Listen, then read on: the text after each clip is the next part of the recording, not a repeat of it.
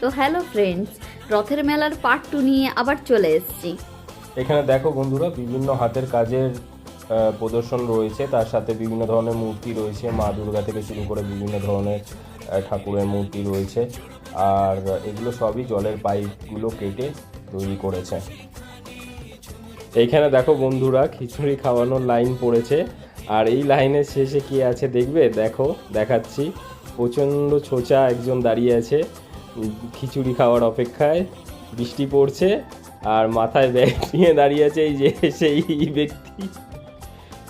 এইবার আমরা খিচুড়ি খেতে খেতে ছোট্ট ছোট্ট ক্ষুদে শিল্পীদের নাচ আমরা দেখছি। দেখো কি সুন্দর লাগছে।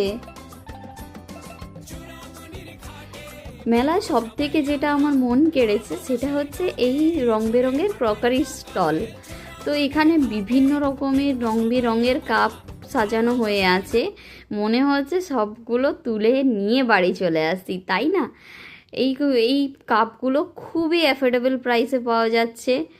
এইবার এখানে পাওয়া যাচ্ছে বিভিন্ন রকমের bowl set, plate set, serving tray, hand ওয়াশের বোতল, ফুলদানি, A to Z, যেদিকে তাকাবে সব চীনামাটির জিনিসপত্র দেখতে পাবে।